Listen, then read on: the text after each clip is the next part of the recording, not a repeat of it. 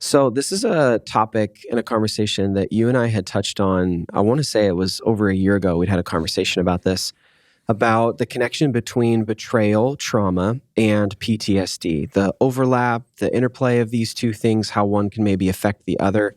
And so we're just going to explore that experience today because our hope is that people who have experienced betrayal trauma can better understand, are they experiencing PTSD and what to do with it? Because I think we know this now more than ever in our world. PTSD is a real thing. It isn't just when you go to war, this is what happens. And so I think it's something that we want to have that conversation and help equip some people today. So like I said, betrayal trauma,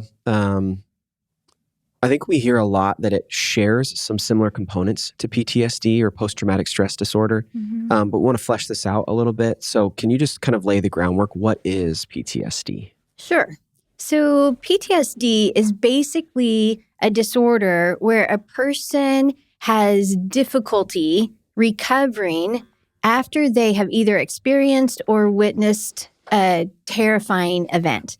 So think of it in the way that there's an incident that happens, and because of that, they experience a dramatic shift in probably all aspects of their life. So physically, mentally, emotionally, all of it then becomes skewed because of this one event.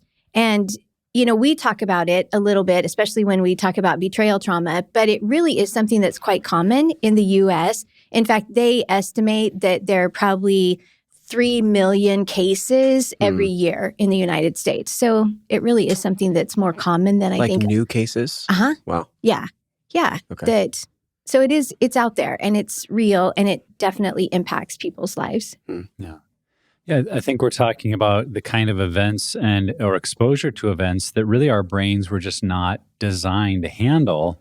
And so the brain and body are internalizing some experiences in ways that we haven't always been taught how to respond to. And I know different people are impacted differently. And I think that's one of the things that in our society maybe makes some pockets more skeptical of it, because it's like, people might say, well, I went through something similar and I'm fine. What's wrong with you? And I think in this area especially, we want to guard against trying to, as we've said on a lot of podcasts, trying to judge or compare someone's trauma and say, well, that wasn't that bad, you should be okay. Yeah. Because really, we don't know their story. And I would assume, Heather, that oftentimes PTSD can often be a result of the way it connects to past trauma. And it's kind of amplifying other feelings and emotions already present.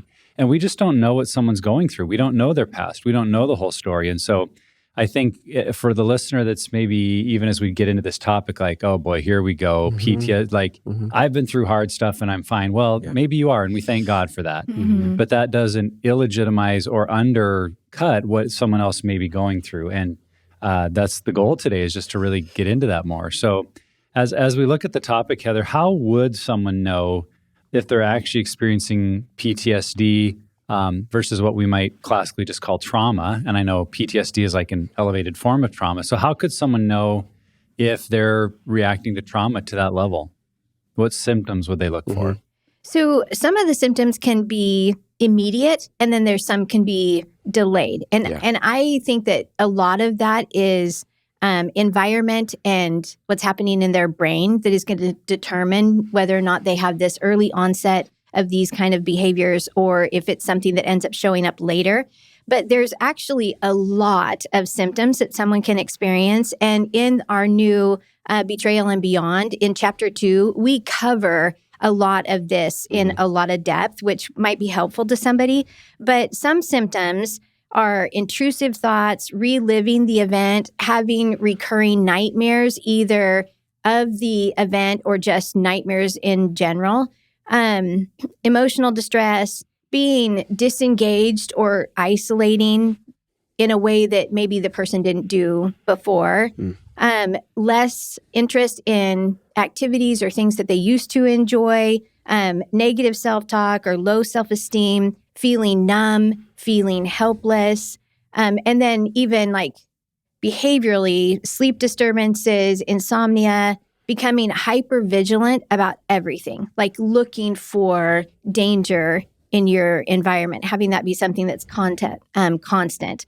easily started, self-destructive behaviors, trouble concentrating, irritable, angry, aggressive. And what you're looking for specifically is things that either didn't exist in this person or didn't exist to this extent before this incident happened. So this is going to be something that's new.